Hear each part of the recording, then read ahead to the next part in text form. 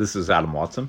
Robert Diaz. You're listening to the Darkslinger Mafia podcast. So before we get going, we're going to do a quick check-in with Tony, see how he thinks things are going with Kickstarter. How's it going, Tony? It's going. So how do you think the Kickstarter's doing so far? I'm pretty excited about it. I just looked at it. I was like, holy cow. We're closing out on halfway, and it's been, a few days, so... Yeah, we started on Halloween, so we got 24 days left. We're in the 6th day right now. Okay, yeah. I mean, I don't know. I've never been a part of one of these before, but that seems like it's going good, so... I think it's going very well. At 1803, it's actually tracking to the goal quicker than any of them I've done thus far. Nice. Yeah, I think Ghost Assassin was at about 34% right now. So this one is actually tracking about 6% higher at a faster rate. Cool. Yeah, so here's hoping we go over our goal just like we did on that one too. I'm just excited to see it start funding quickly because it makes it less time stressing out about oh no, what if it doesn't make it or whatever, Oh yeah, and Kickstarter's usually full of those, but I gotta say a lot of the stress that's normally accompanied with them hasn't been there yet, and hopefully it won't be. Because one of the things that's kind of common with them is that you get backers and then they start dropping their pledges for some reason. But that hasn't happened at all thus far, so let's hope it doesn't. Yeah. Oh, you're saying sometimes midway through then... Actually, usually it's in with an hour of a pledge. Somebody will pledge $50 and then an hour later they'll cancel it and you'll be like, what did I do wrong? It's drug pledging. Right. It's like people get on eBay and they're like, wait, what did I order? Yeah, since I'm an eBay seller, you shouldn't do that either. But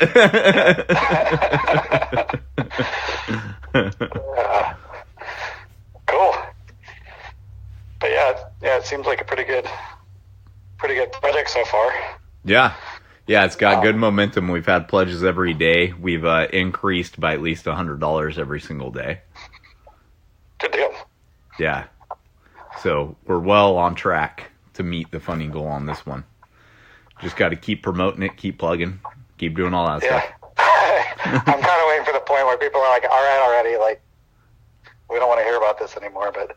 I figure that happens when they unfollow you on whatever the social media is. So. You're like, well, we got our Kickstarter funded, but we lost all of our followers. So. Yeah. I probably lost a bunch of them last year with the way I did it for Ghost Assassin. What's that? Do you know what I did for Ghost Assassin on my birthday last year? What's that? You know how people on Facebook are constantly sending you happy birthday messages? Right. So I posted a thing up 2 days before my birthday that said, happy birthdays are very welcome, very appreciated, but just to let you know, if you give me one, I'm going to give you a pitch on my Kickstarter, right? So everybody that wished me a happy birthday, I responded with, thank you very much. Have you checked out my Kickstarter if you want to give me a birthday present? And it's your birthday, so they can't really get mad at you for it. So. You would think not, but there were 3 people who immediately deleted me.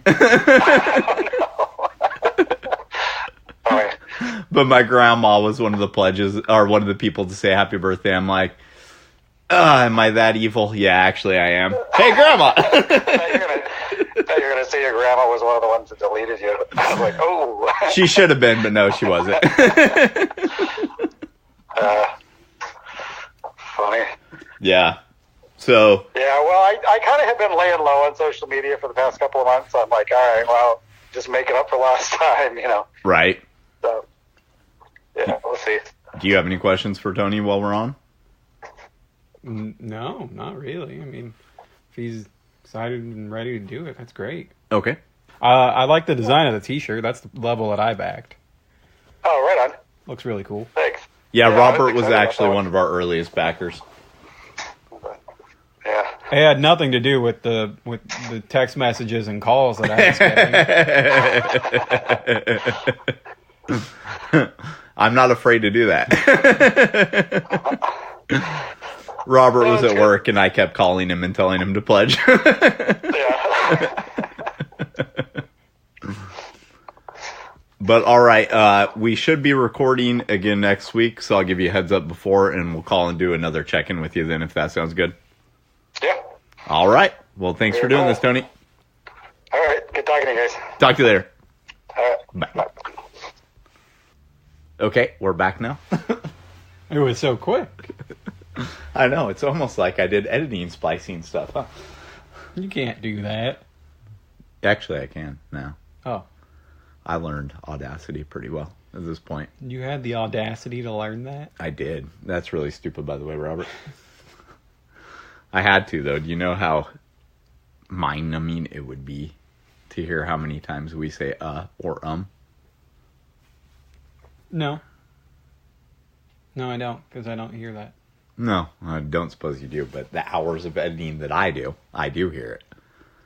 And I wouldn't like listening to it if I were listening to a podcast, because one of the things I hate when I listen to them is when they have absolutely no production value. We got pretty low production value. We record this on my phone. Yeah, I mean, we're pretty damn low. Yeah, we're pretty low. We're low budget. But at the same time, when you hear them, there's like 4-minute gaps where no one's saying anything.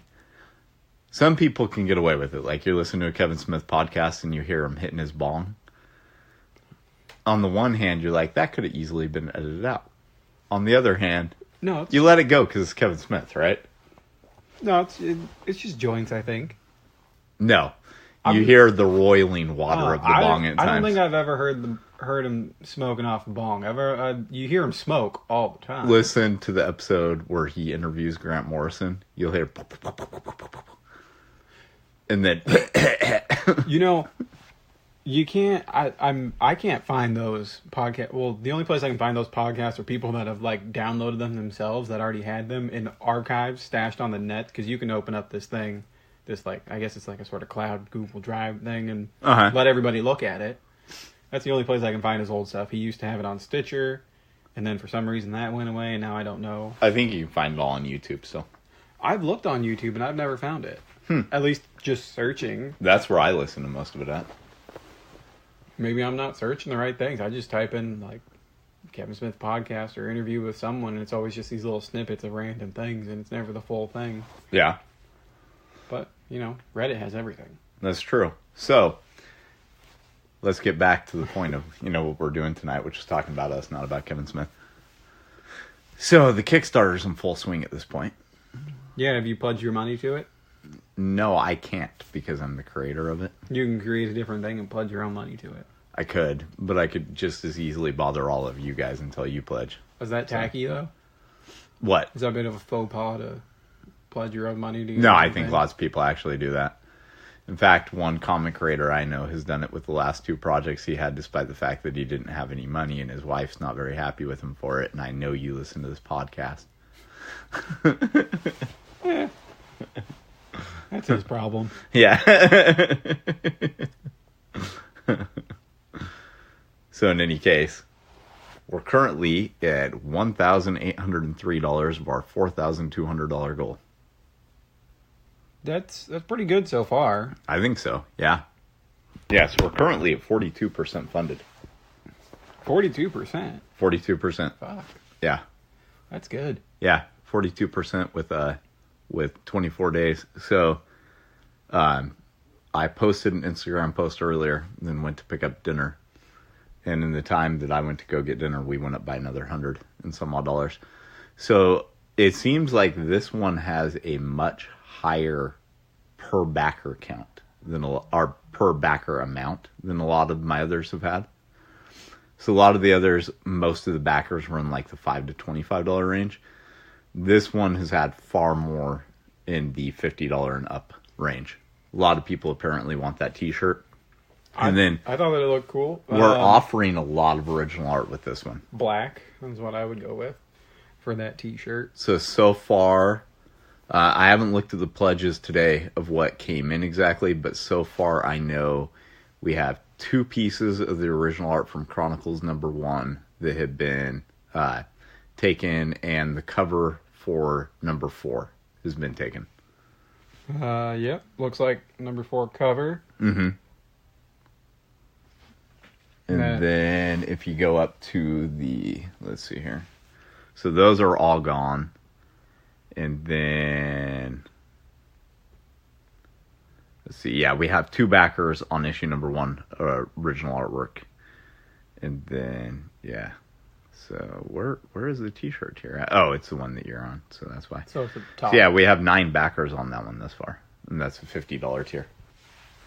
So I'm going to be doing a update tomorrow that once we hit $2,000, we're going to add 2 new incentives. And I'm going to copy one of the incentives that I had for Ghost Assassin, and then add in another piece of original art. So, have you ever seen the Christmas card image that Tony did that had Robert Van Helsing delivering presents to little vampire children? I'm not sure if I ever saw that. Oh, we might have done that one the year before you and I really started hanging out. Yeah, that might have been before my time. Yeah, it's one of the greatest Christmas images in my opinion. In any case, we're adding the original artwork for that one, and then I'm going to do a $10 tier that gets you all the digital editions that have existed thus far of all the Darkslinger issues. So you'll get Ghost Assassin number 1, Chronicles of Van Helsing number 1 through 5, the Sally mini, Blood Will Out, Principalities number 1, Who Will Save the World. I knew I was missing something. That's okay. In any case, for $10 or more, you'll get that. That one also has no shipping added, which brought up a complaint you had about Kickstarter. Yes, the shipping. I live not far away from you, as do quite a few of your backers, because they're your friends. And yeah, and there's quite a few backers I think know Tony in his area too. And there's no option for local pickup. I can get, you got to do shipping in some areas, but plenty of us can easily go over and, hey man, can I get my stuff? Right, and will. The vast majority of people that live in our area probably will. I should make you package it and send it to me because I'm paying for it. That money doesn't go towards your goal, does it? Yes, it does. Oh, okay. So that's kind of a problematic thing. On the one hand, if somebody is willing to give you that extra amount and it goes towards your goal and you don't have to ship it, then that's just more profitability the project's made, which helps, because there might be shortages in areas you didn't expect, maybe like the printing's gone up by this much by the time it's finally said and done, stuff like that, Yeah, I suppose that would make it hard. But it did end up on a fluctuating thing. Yeah, it's always going to be a bit fluctuating because, like, the post office rates are probably going to go up by the time we have this out. Things like that. Because postal rates go up every January now. And so chances are those postal rates are going to be up by the time we do that. Printing can rise, fall, all that kind of stuff, just like anything else. So it's a thing to where when somebody pledges that amount, doesn't mind pledging that extra amount, and they're going to pick it up from me, pick it up from Tony, whatever. It's nice that goes towards just kind of the fund to make sure that everything is what it should be cost-wise. But on the other hand, I imagine a lot of the people who see me regularly at conventions, who come over to my house, whatever, would probably pledge at a higher tier if they could just do, local pickup or pledge to begin with, because there are probably some people whose shipping amounts just turn off in general. The higher tier makes sense, but shipping amounts can turn me off of things. Yeah. But I guess it makes sense to leave it in there. Yeah. No matter what. Yeah, shipping can definitely turn me off too. There was a project a while ago that I really liked the looks of, but it was like $20 for a 32-page book by the time they added in their shipping cost and the cost they were charging on Kickstarter for it. And at first I thought it was a graphic novel. So I was like, $20 for a graphic novel, that's not bad. But then I reread it and saw that it was only a 32-page comic. I can't pay $20 for a 32-page comic. No. No matter how much I like it. Well, I'd have to really love it, and I don't know what I would pay that much for, but... Yeah, I'm not the type who goes and buys things for over a cover price like ever. And why would I be really? Frankenstein just happened last week, and Sasquatch was a few weekends before that. True, and if you're willing to pay over cover price, then how are you going to make your profit when you decide that you're done with it? Well, there's a lot of stuff that I never do that with. You look at my bookshelves, you know that. Yeah, but you buy plenty of stuff, read it, and sell it. Yes. And there are plenty of things that I buy, don't like, and sell it too. Well, your previous one, your Ghost Assassin. Mm-hmm. Your goal was 3814. What's your goal for this one? 4,200. 4,200. Okay, so we're gonna go with what you actually made, not your goal. Okay. We'll call it 4,000 with 78 backers. Right. But this one is at $1,800, and you're only at 26 backers. Right. And you're nearly 50% there. Yes. So, I mean, if you can get carryover from all those people, you definitely make that goal. Yeah. Well, I guess you can't assume that everyone's gonna pay a high price, but I mean, still call it 50 people. Mm-hmm. Pledge $10, whatever that gets you. Still wouldn't get you your goal, but Yeah, one of the things I still need to do, you just reminded me of actually, is I need to go onto my past Kickstarters and do updates that tell them about this new Kickstarter. I'm kind of bad about doing any sort of updates on those pages after I fulfilled them. I would think, well, they're done. All Yeah, right, that's kind of how I think too, but at the same time, it's a good sort of venue to be like, okay, well, if you liked this project, this is something else we're publishing, it may not be the same comic, but it is, it's adjacent. Yeah. So, and I do know two of the earliest backers that came over to Chronicles were backers on my previous projects. Well, and so it'd be a good idea to go in there and say, hey, we got this new one running. This is why I'm here, making you money. Right? You're making me money, huh? Yep. And all the money you're going to make off those people that come back. Just because of you. Yep, because I reminded you. Yeah, so when I get around to editing this podcast, then I'll remember. It won't be something I'll do tonight. It'll be while I'm editing. Either way. So in any case, I've had 2 conventions. You missed out on that. Yeah, well, pretty much all I do is work anymore, so. That's all I do, too. There is that. Yeah. Yeah, but going to conventions is still considered your work. Yes, it is. Going to work is considered my work. Yes. Unless I'm on call and sitting at home. Right. Then sitting at home is considered my work.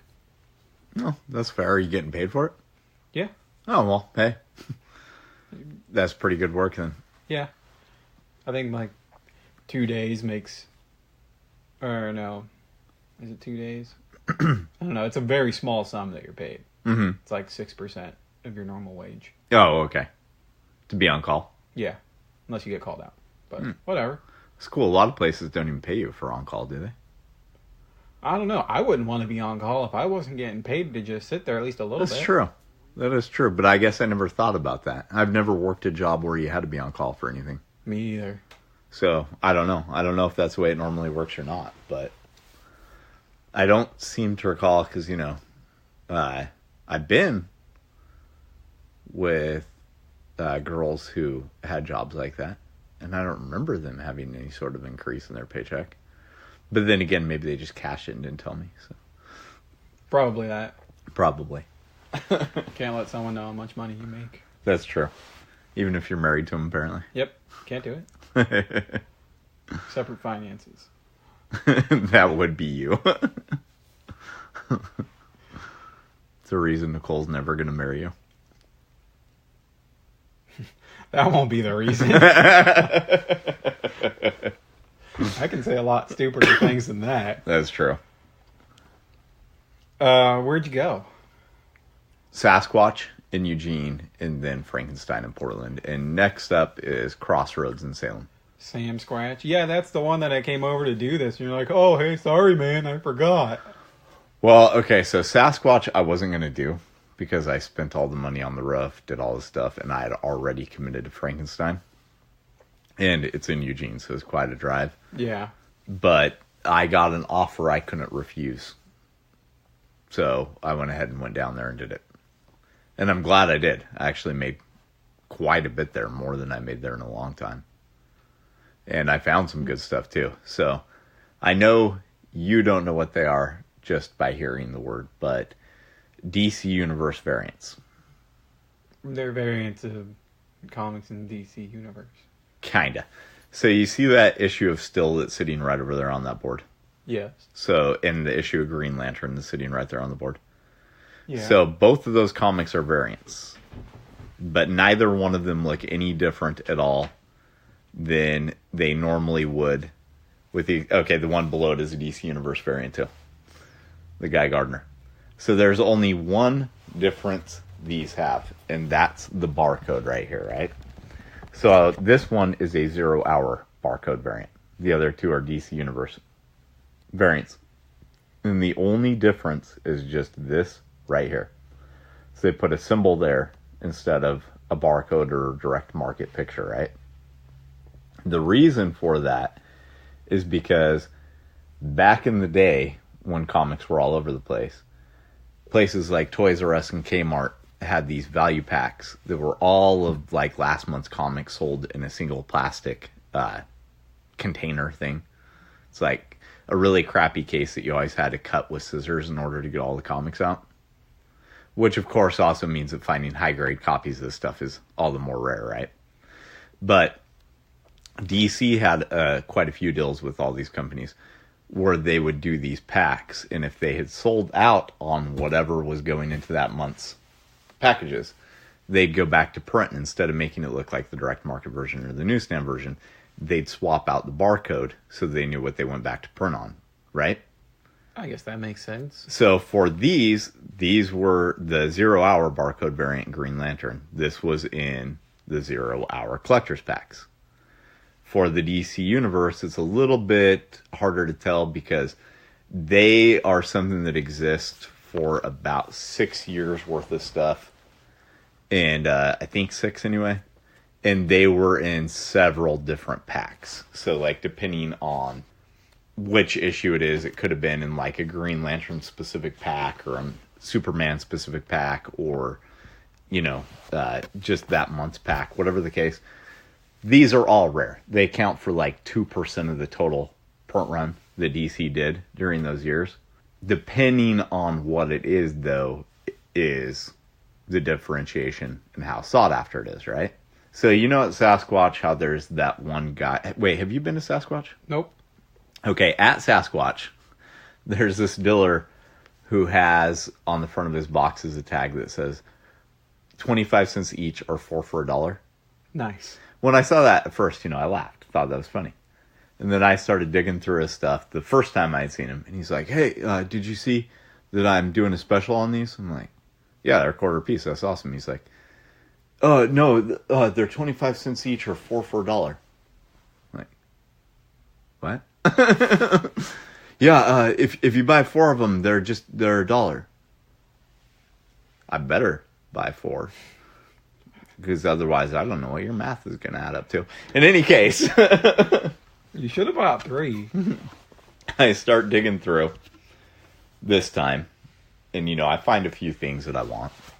But then I see one of the DC Universe variants staring at me, right? So I'm like, sweet, found another one of these for a quarter. I'm always on the hunt for these. Ended up digging 5 out of his bins for a quarter a piece, right? Well, I found 4 of the hardest to find, most sought after issues that I then brought home and listed on eBay for $99.99, $99.99, $99.99, and $149.99. Have any of them sold? I have a serious amount of watchers on 3 of them. They're not a thing that's going to sell in a week. It's going to take about a month or 2 for them to sell. Maybe even a little bit longer than that. But I'm not concerned with the length of time it takes for them to sell. It could take a year for them to sell. It doesn't matter. I'm still going to make bank off of a quarter. What's this one worth? That particular one, the 0 hour variants aren't worth as much. They're not as rare. They're not quite as sought after. And the condition that one is in is probably worth about $7 to $10. Well, I want to touch the fancier ones. I'm sure you do, but those are already locked away where you can't. That's what you think. I have those hidden from you. What are they? Huh? What are they? They are, 3 of them are part of the Death of Superman run. And then one of them is a very rare Green Lantern. Is that the most expensive one? The most expensive one that I have is the one of the Death of Superman. But I think the most expensive one, period, is Batman Adventures number 12, the first appearance of Harley Quinn. But here's the thing. That issue is expensive no matter what. You find the direct market, the newsstand, the DC Universe variant logo, any of those, you're looking at serious money. The Adventures of Superman, the Action Comics, that Green Lantern issue, without the DC Universe variant, those are like dollar bin comics. So you got to know what you're looking for in order to find these. And I happen to be the only dealer there that knew what I was looking for, apparently. It's like, they saw Action Comics and just skipped over it. I saw the DC Universe variant and was like, yoink.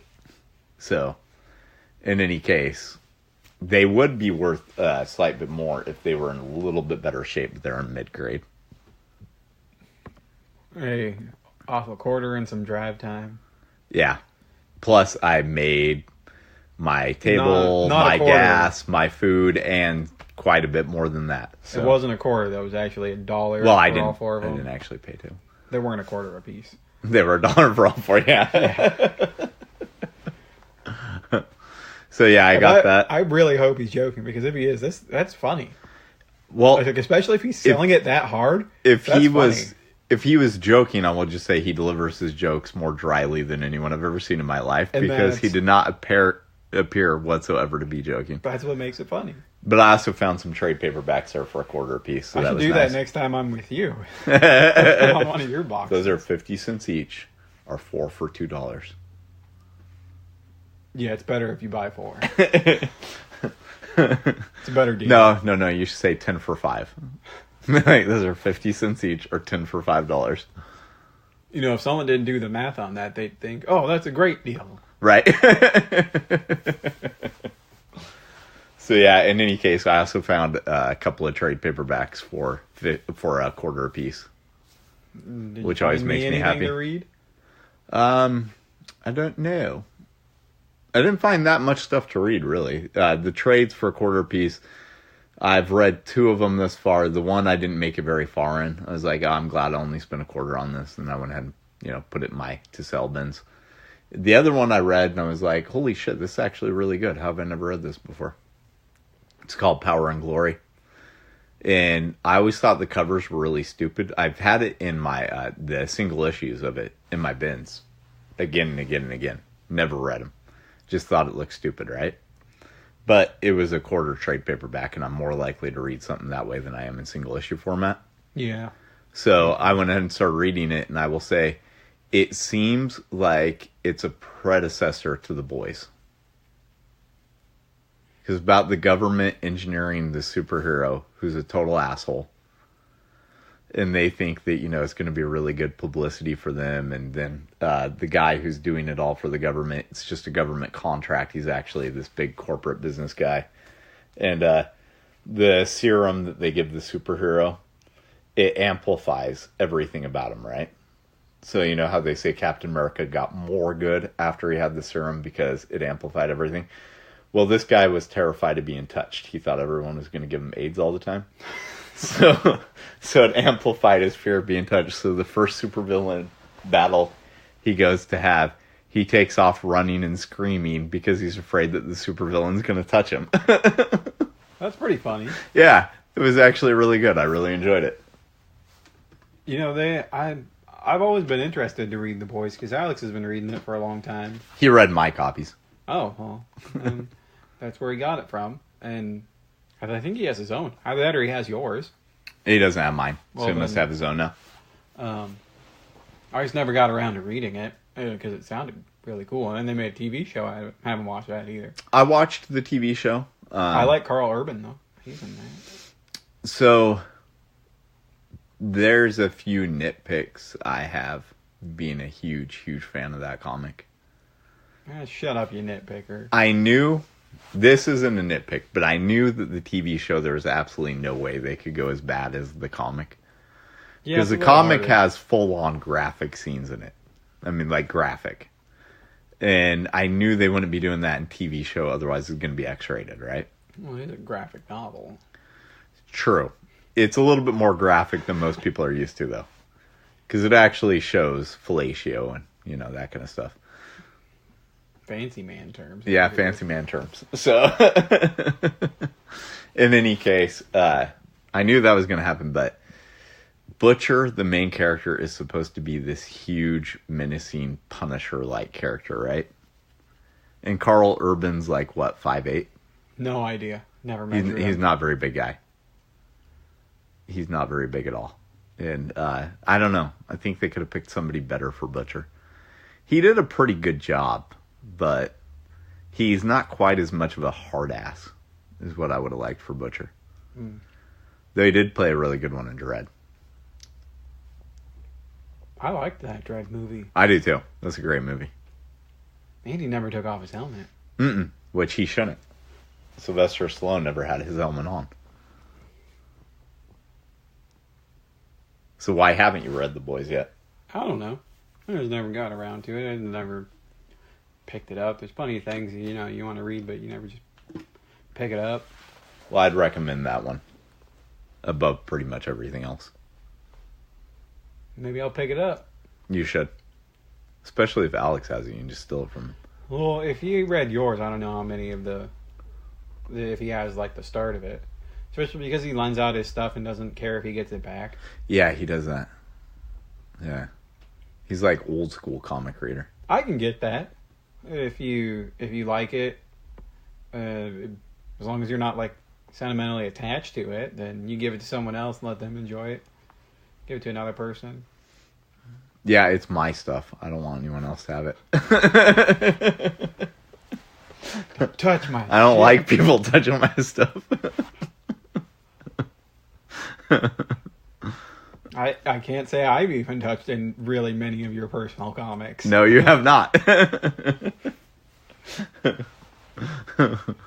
Even Audra wanted to read I Hate Fairyland. I'm like, okay, but I got to teach you how to read a book properly first. She's like, what do you mean by that? Well, I've got to teach you how to turn the pages and how to touch them and everything. She's like, never mind, I'll just get it from the library. Very carefully. Turn them slowly. Don't open the book all the way. And if you could wear reading gloves while doing it, I would appreciate it. Never open the book more than this many degrees. Yeah. That is actually how I am. Are you like that when you read it too? Yes. Like you can barely see it. You got to turn your head sideways and peek inside. Yeah. To actually get a good look at it. Yeah, when I grade comics, I do it with gloves on. Yeah, I can get that if you're grading it, but if this is your own shit. Yeah, well, I want it to be able to grade at a high grade if I ever sell it. Yeah, see? So you're always looking to sell even your own shit. No, I'm not looking to sell that stuff, but if I ever have to. Doesn't matter. You're still thinking about selling it. Well, you know, having to sell everything's always going to be in the back of my head.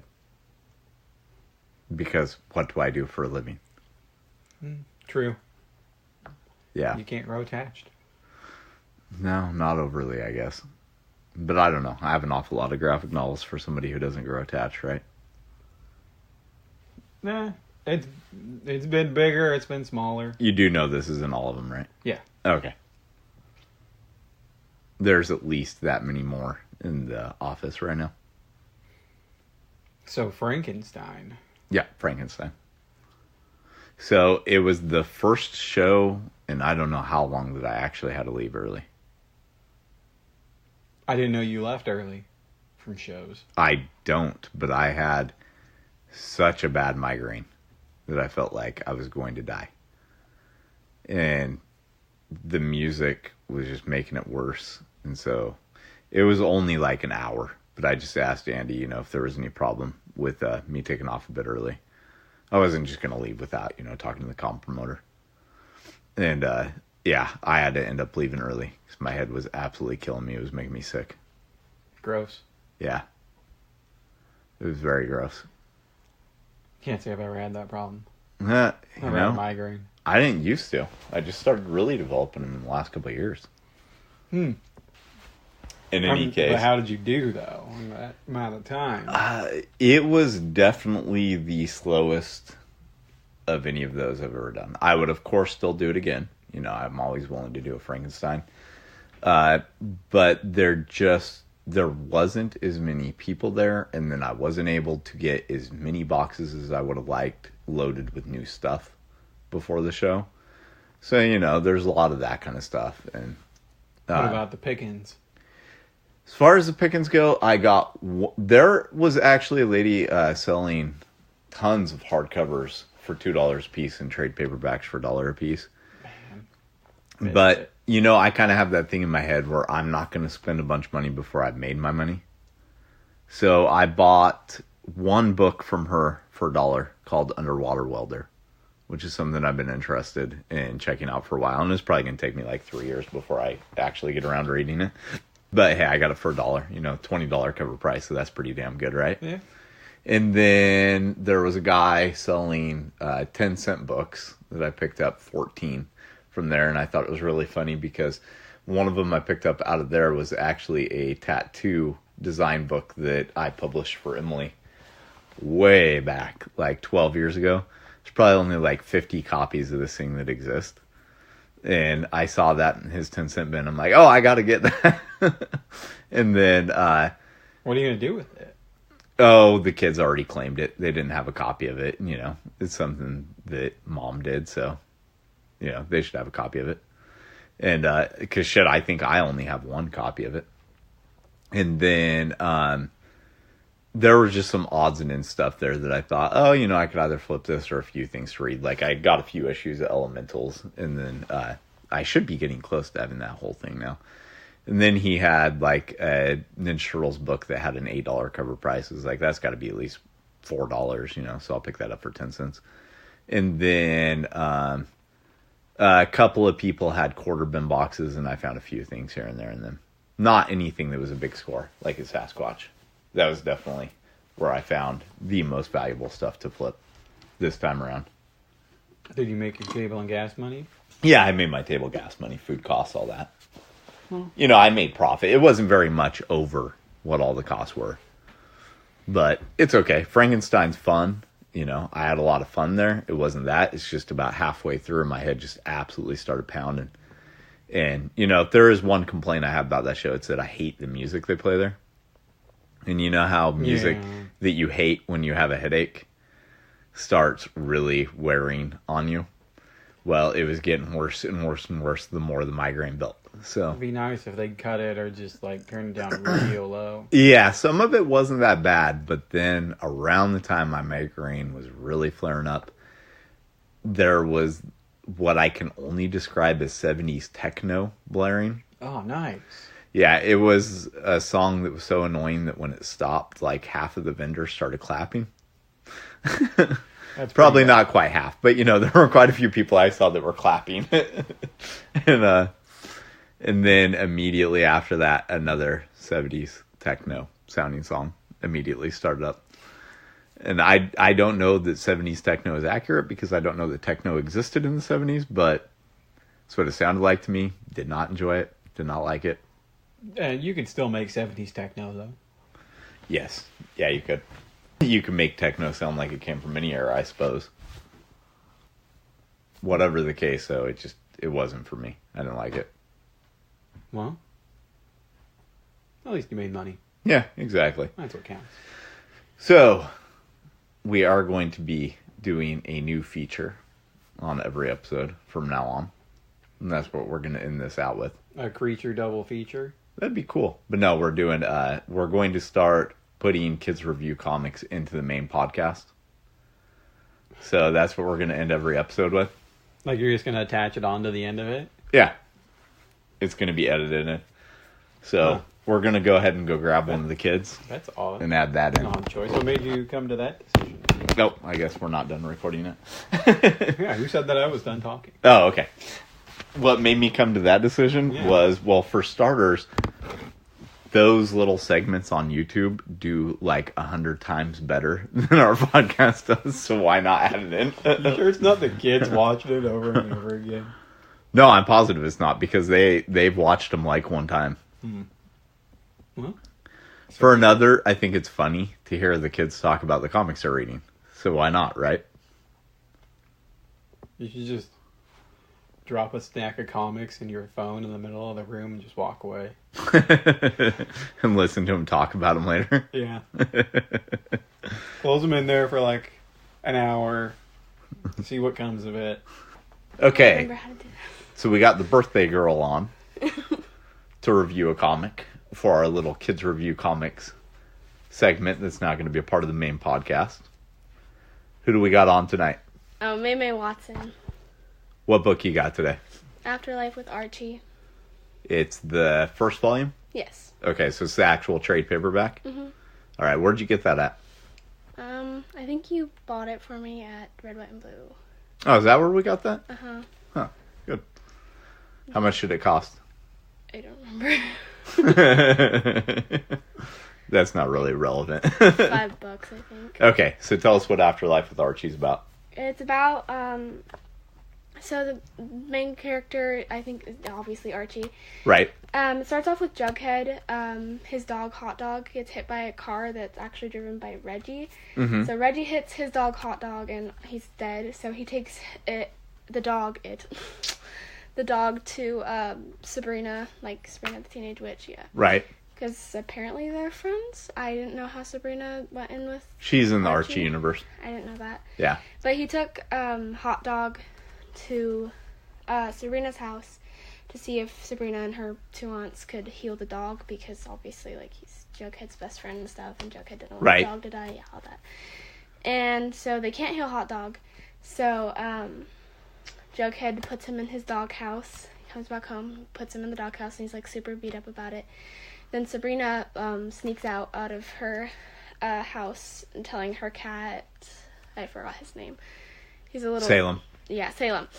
Telling her cat to stall for them, and she leaves. And she's gonna go... Before, Jughead was telling them to, like, I think asking them to use black magic to heal his dog, but they were like, no. Because it's evil and stuff. So Sabrina took the dog out to Riverside. I forgot what the river's called. She took the dog out there, and they buried it. Yeah, buried. Buried it. And then, like, Hot Dog he didn't come back, like, immediately. Jughead had to go back to his house and wait. But Sabrina did all her magic, black voodoo crap. I don't know how to say it. Black magic. Black magic. And Jughead went back home, and his mom let him stay there to wait for the dog. And then Hot Dog did come back, but he's this cool zombie dog. Jughead thinks he's, like, normal and hears him growling, and then he bites Jughead. And then Jughead gets really sick, and he doesn't go to the Halloween dance. When all this is happening, Betty and Veronica and Archie are, like... But Betty and Veronica, like, argue over Archie constantly, and they're all, like, picking which sexy costume to wear with Archie, and then, like, Betty and Veronica just argue over him constantly. And then Jughead, he's still at his house, and then Archie comes to go check on him because he didn't come to school and stuff. And he hears Hot Dog growling under the porch, and he gets all freaked out, so he goes inside and he asks what's wrong with Hot Dog, and then Jughead, like, screams at him and tells him that not to go near his dog because he thinks, like, Jughead thinks he has rabies. And Archie he thought Jughead was being, like, a little distraught because he actually looked really sick. And so after Archie left to go to the dance with apparently, like, Betty and Veronica because he couldn't choose, Jughead, he obviously turned into a zombie. I think he's supposed to be a zombie. Yeah, they're supposed to be zombies in it. I'm not sure how the dog started it. I don't know. But he came out and, like, he bit his parents and stuff. And then the part where he shows up to the high school when the dance is going on is with Miss Grundy and I believe the principal. I think they're talking, and, like, he's teasing her My voice is cutting out. And Jughead bites them, and then they turn into zombies, and then infects the entire high school. And then Archie leads them to Mr. Lodge's house, and that's their fortress. And then Midge and her boyfriend turn into zombies, and they try to eat them. Then Archie goes back for his mom, and then he has to kill his dad. I cried during that part because it's really sad. But before that, the dog jumped out of the window. Vegas did, and he died too. And I also cried about that. You're full of spoilers. Come on. I cried about that too. Yes, Vegas dies. And then he turns into a zombie. And then he tries to eat Archie. So is this the first in the Archie horror series you've read? Mm-hmm. And what made you so interested in Archie? Riverdale. Riverdale TV show? Yeah, when I started watching Riverdale. So how is it reading these type of comics after you came in from the TV show? I like the TV show more because I don't like that Betty and Veronica always fight over Archie. I think that Betty and Jughead belong together. Do they not do that in the show? No. Oh, that's weird. That Betty and Jughead are together. It's been an important part of their characters since, the 40s or 30s or something? See, Archie first appeared in Pep Comics back in the 30s, I think. I think Jughead and Betty belong together, Dad. That's weird. Anyway. It's not weird.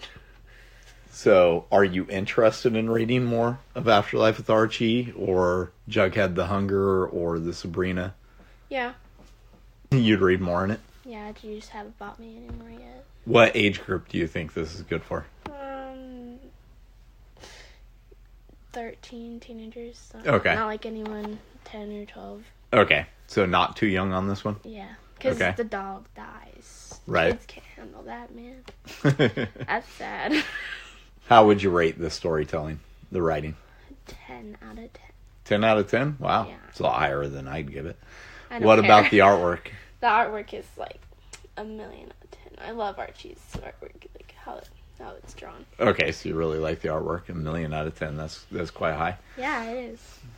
And would you buy this with your own money? Nah. Okay, you can buy it. No, if I weren't willing to buy you things. If I had money, yeah. Okay. Because that's kind of the biggest test of whether a kid really likes something or not. So you'd recommend this? Mm-hmm. Okay. All right. Well, thanks for being on the show. You're welcome. That's it this week for the Darkslinger Mafia podcast. I'm Adam Watson. Robert Diaz. Thank you for listening.